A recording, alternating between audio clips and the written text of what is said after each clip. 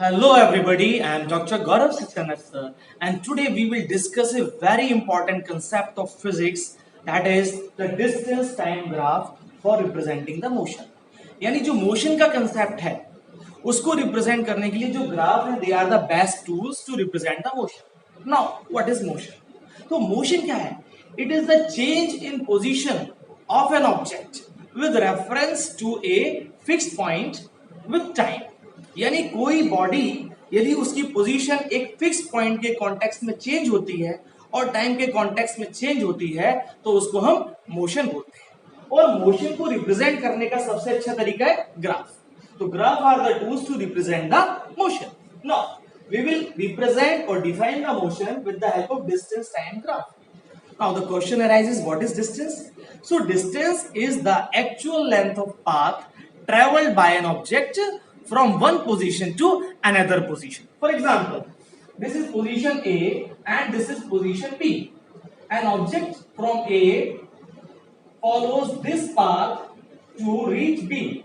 So this path, this complete path is called the distance traveled by the body from point A to point B.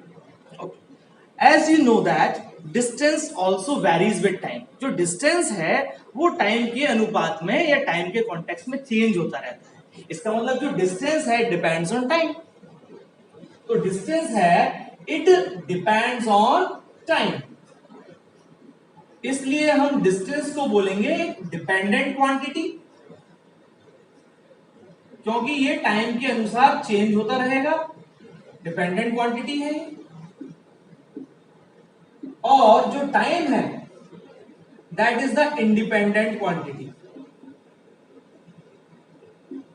क्योंकि जो distance की value है वो time के context में बदल रही है, वैरी कर रही है. So distance varies with time. So the distance is the dependent quantity because it is based on the time, while the time is the independent quantity. और जब भी हम ग्राफ ड्रॉ करते हैं तो हम जो आपकी डिपेंडेंट क्वांटिटी होती है, डिपेंडेंट क्वांटिटी, उसको हम लेते हैं वाई एक्सिस पे, ठीक है. और जो इंडिपेंडेंट क्वांटिटी उसको हम लेते हैं एक्स एक्सिस पे. ये ध्यान रखिएगा. तो इस केस में डिस्टेंस टाइम ग्राफ में डिपेंडेंट क्वांटिटी है आपका distance. Distance is the dependent quantity, so it is taken on the Y axis, while time is the independent quantity, so it is taken on the y axis. तो जब भी graph बनाएंगे independent quantity को हमेशा x axis पे plot करते हैं और डिपेंडेंट क्वांटिटी को हमेशा वाई एक्सिस पे प्लॉट करते हैं. So now we will discuss the distance time graph for a stationary body और a body at rest position. यानी जो बॉडी रेस्ट पोजीशन पे है उसका डिस्टेंस टाइम ग्राफ किस तरह से प्लॉट होगा और हमको स्लोप कैसा मिलेगा. तो आपको पता है डिस्टेंस एक डिपेंडेंट क्वांटिटी है और इसलिए इसको वर्टिकल एक्सिस या वाई एक्सिस पर लेते हैं. और जो टाइम है जिसको हम सेकंड्स में मेजर करते हैं वो एक इंडिपेंडेंट क्वांटिटी है, उसको हम एक्स एक्सिस पे लेते हैं या हॉरिजॉन्टल एक्सिस पे लेते हैं. डिस्टेंस को मीटर्स में मेजर करेंगे और टाइम को हम सेकंड्स में मेजर करेंगे. तो जब बॉडी रेस्ट पोजीशन पे है या स्टेशनरी है तो मान के चलते हैं जब टाइम 0 सेकंड्स है तो लेंथ उसमें जो डिस्टेंस है वो यहाँ 4 मीटर पे है. तो डिस्टेंस को हम एस से डिनोट कर देते हैं, ये 4 मीटर पे है. ओके. अब जब वो रेस्ट पर है तो जब 1 सेकंड पे भी हम आए तो भी वो कहाँ रहेगा, उसका पोजीशन 4 मीटर पे रहेगा. जब टाइम 1 सेकंड होगा तो भी जो उसकी एस या डिस्टेंस है वो 4 मीटर ही रहेगा. जब टाइम 2 सेकंड्स होगा तो भी जो डिस्टेंस है वो 4 मीटर ही रहेगा, क्योंकि बॉडी रेस्ट पोजीशन पे है. तो टाइम जब 2 सेकंड्स है तब भी डिस्टेंस एस वो 4 मीटर ही रहेगा. तो हम देखते हैं टाइम के कॉन्टेक्स्ट में जो डिस्टेंस है स्टेशनरी बॉडी का वो चेंज नहीं हो रहा है. तो इसका जो हमको ग्राफ मिलेगा वो एक स्ट्रेट लाइन मिलेगा and that straight line is parallel to the time axis. Let this straight line is represented as AB. So the graph for a stationary body or the body at rest is a straight line. Is a straight line parallel to the time axis या X axis, ठीक है, parallel to the time axis, और time axis को हम X axis भी कहते हैं. So this is all about the graph, distance time graph for a body at rest और द स्टेशनरी बॉडी. अच्छा, इस ग्राफ से एक बात और पता लगती है, जब बॉडी रेस्ट पोजीशन में है तो स्पीड ऑफ द बॉडी क्या होगा, 0. इस स्लोप से ये भी पता लग रहा है कि स्पीड ऑफ द बॉडी क्या होगा, 0 होगा, क्योंकि हमको एक straight line parallel to time axis मिला. So this is about the distance time graph when the body is at rest position. Now we will discuss the second graph, distance time graph for uniform motion. What is uniform motion? जब भी कोई body equal distance को equal interval of time में cover करती है, then the motion is called uniform motion. For example, जब body यहां, जब टाइम 1 सेकेंड था, टाइम इज 1 सेकेंड, तो बॉडी ने 1 मीटर का डिस्टेंस ट्रैवल किया. अब जब 1 सेकेंड और बढ़े, अगले यानी सेकेंड सेकेंड पर आई, तो उसने फिर 1 और मीटर यानी 2 मीटर का डिस्टेंस ट्रैवल किया. सिमिलरली जब टाइम 3 सेकेंड्स था तो उसने 3 मीटर का डिस्टेंस ट्रैवल किया. तो जब इस तरह से प्लॉट करेंगे ग्राफ को, we get a straight line originating from the 0. So this is the slope which indicates the straight line and the uniform motion. So what is slope? What is slope? The question arises, what is slope? So slope क्या है? It is the ratio of the physical quantity which are represented on y-axis to the physical quantity which are represented on x-axis. तो इस graph में जो y axis पे physical quantity है वो है डिस्टेंस, और जो x एक्सिस पे वो है टाइम. तो distance upon time, so the slope is distance upon time. And what is the ratio distance upon time? What is the ratio distance time? It is called the speed. तो हमको ये पता लगा slope of distance time graph से हम speed को calculate कर सकते हैं. So we can calculate the speed with the help of the slope of a distance time graph. और ये जो slope है ये uniform motion को represent कर रहा है. This straight line represents the uniform motion and you can also say the uniform speed. So this is all about the distance time graph for uniform motion, and it is used for calculating the speed.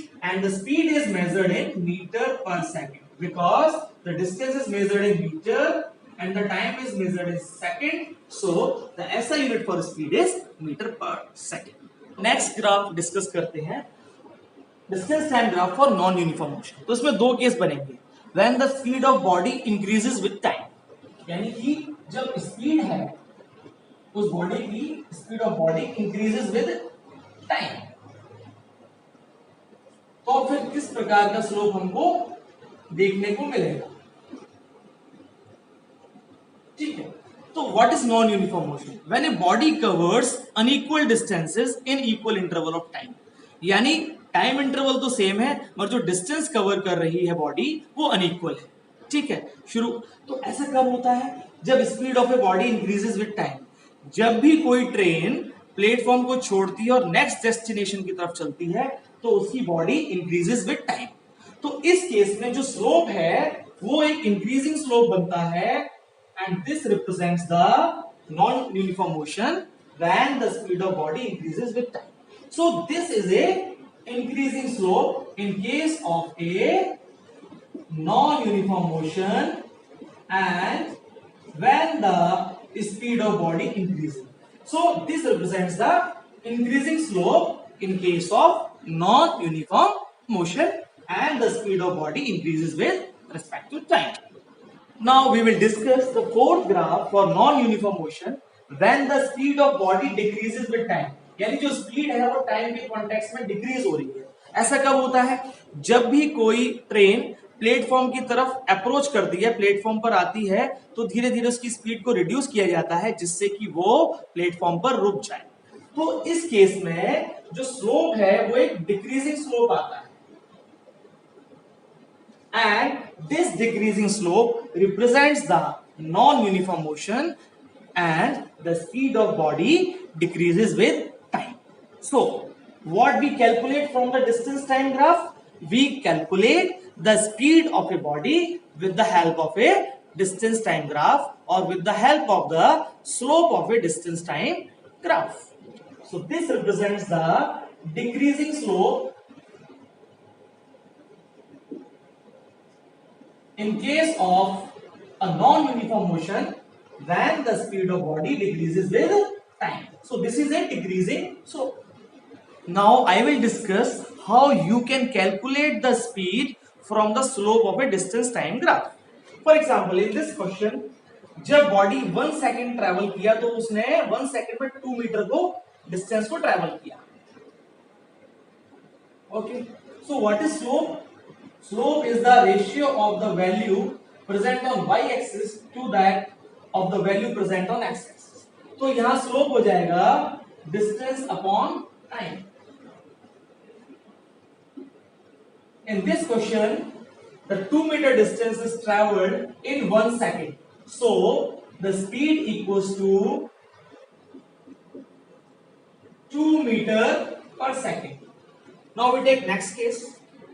Here the time is 2 seconds and the distance traveled is 4 meter. So this slope indicates the speed equals to distance upon time, that is 4 meter divided by 2 seconds, we get 2. So it is 2 meter per second.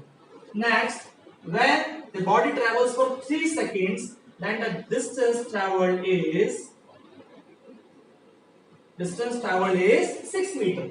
So the speed becomes distance upon time, that is 6 divided by 3 equals to 2 meter per second. So we see in this graph, in this slope, we get the same speed 2 meter per second throughout the slope. So this slope represents the uniform motion as well as uniform speed. So when the slope is a straight line, it represents the uniform motion as well as the uniform speed, and we can calculate the speed with the help of distance time graph. Dear all, today we have discussed the motion and we represent the motion with the help of graphs. I hope you all understand the concept very well. So now it's time to like and share my video and subscribe my YouTube channel Transforming Education by Dr. Gaurav Saxena sir to get best videos on the science and the scientific concepts. Thanks for watching.